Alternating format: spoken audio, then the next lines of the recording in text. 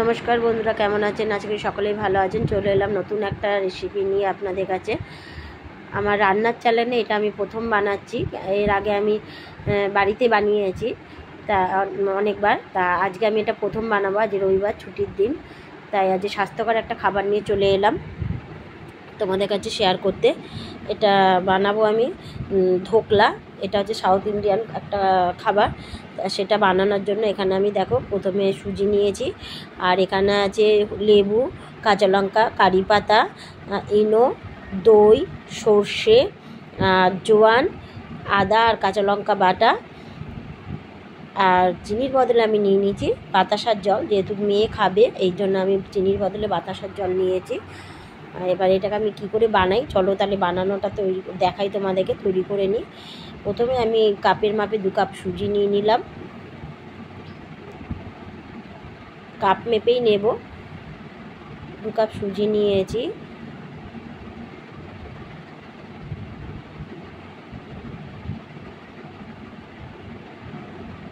এরপরে সুজিটার মধ্যে আমি দিয়ে দেব আদা কাঁচা লঙ্কা বাটা। জোয়ানটা যে রেখেছিলাম, জোয়ানটা একটু হাতে করে ডলে এর মধ্যে দিয়ে দেব।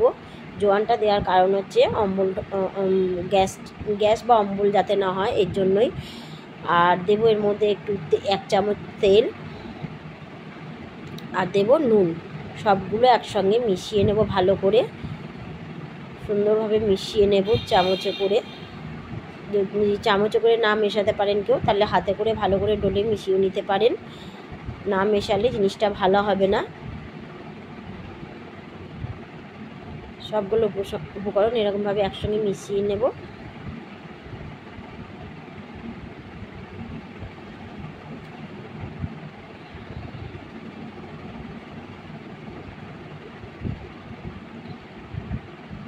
এরপরে দেখো যে দইটা আমি 1 কাপ রেখেছিলাম, সেটার হাফ কাপ দই আমি নিয়ে ভালো করে ফেটিয়ে নিয়েছি।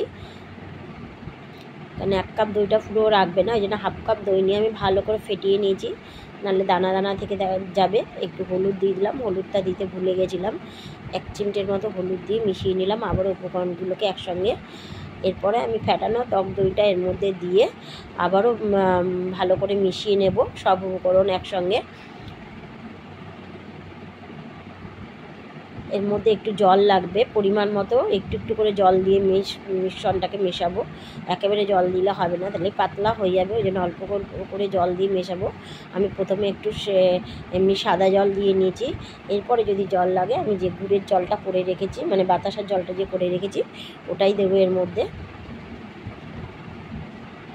দেখো সুন্দরভাবে মিশ্রণটা মিক্স করে নিয়েছি। এবার এটাকে আমি 10 মিনিটের জন্য রেখে দেবো।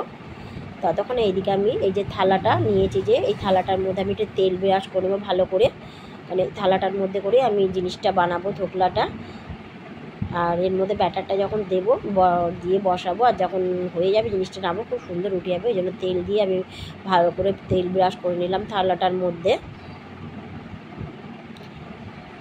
আর এদিকে কড়াই বসিয়ে দিয়েছি, ওভেনে জল দিয়ে দিয়েছি, আর একটা স্ট্যান্ড বসিয়ে দেবে জলের মধ্যে, যাতে করে থালাটা এর মধ্যে সুন্দরভাবে বসানো যায়। দিয়ে গ্যাসটা আমি পুরো ফুলে দিয়ে বাইরে ঢাকা দিয়ে দেবো। জলটা ভালো করে ফুটে যাবে। জলটা ফুটে গেলে এর মধ্যে আমি ব্যাটারটা থালার মধ্যে ঢেলে তবেই বসাবো, কারণ জলটা আগে গরম করে দিতে লাগবে। দেখো 10 মিনিট হয়ে গেছে, ব্যাটারটা একটু ফুলেও গেছে। এরপরে আমি এর মধ্যে ইনোটা কেটে দিয়ে দেবো।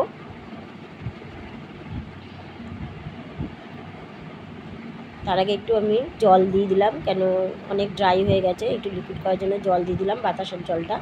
এরপরে আমি ইনোটা কেটে রেখে ইনোটা দিয়ে ওর মধ্যে একটু জল দিয়ে তারপরে এই ব্যাটারটার সঙ্গে ভালো করে মিশিয়ে নেব।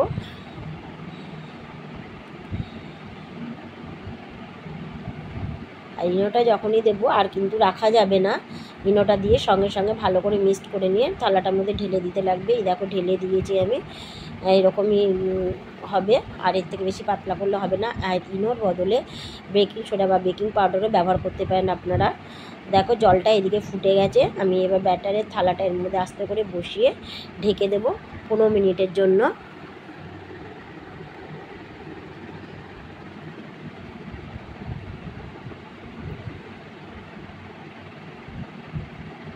15 মিনিটের জন্য। আমি এবার ঢাকনাটা দিয়ে ঢেকে দেবো। 15 মিনিট বাদে ঘুরে আসছি।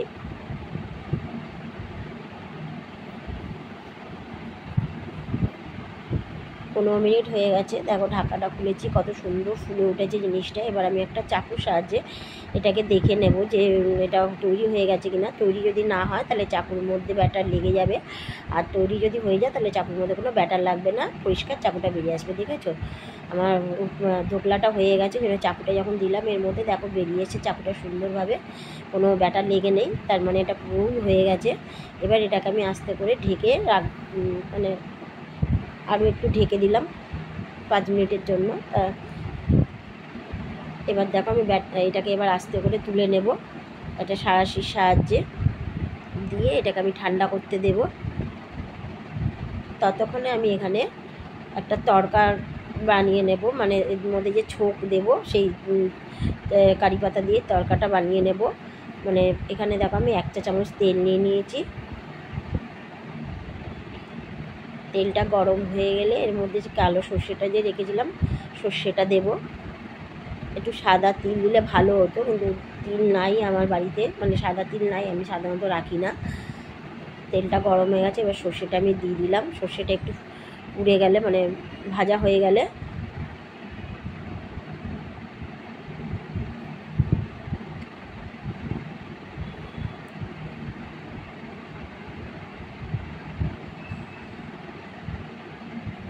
এরপরে দিয়ে দেব কারি পাতা।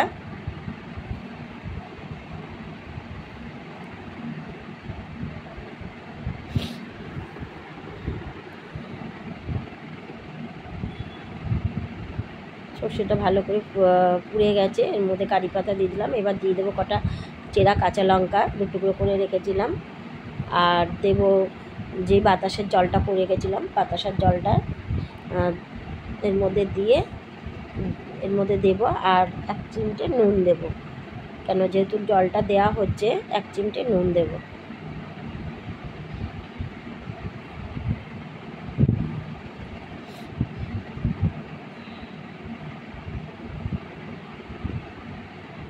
আর দেব অর্ধেক লেবুর রস।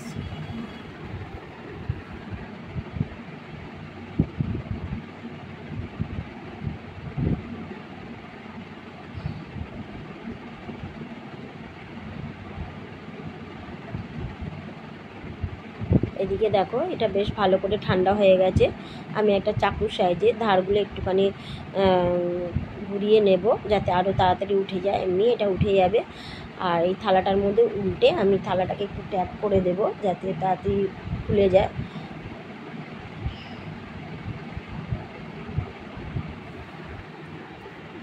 দেখো কি সুন্দর উঠে গেছে। এবার এটাকে আমি পিস পিস করে কেটে এর মধ্যে যে ছোকটা কারি পাতা সর্ষের ছোকটা করে রেখেছিলাম এর উপর দিয়ে দেবো। এটা খুব ভালো একটা খাবার, সাউথ ইন্ডিয়ান খাবার। প্রথমেই বলেছি এটা বেসন দিয়েও করা হয়, কিন্তু আমার বেসন দিয়ে এটা খেতে ভালো লাগে না, সুজি দিয়ে খুব ভালো লাগে। তা তোমরা এটা করে খেয়ে দেখো, খুবই ভালো লাগবে। ছোটো থেকে বড় সবাই খেতে ভালোবাসে। সকালের টিফিন হোক বা সন্ধ্যের টিফিন হোক, বেশিক্ষণ লাগে না, আধা ঘন্টার মধ্যে এটা তৈরি হয়ে যায়। দেখো কত সুন্দর স্পঞ্জি হয়েছে।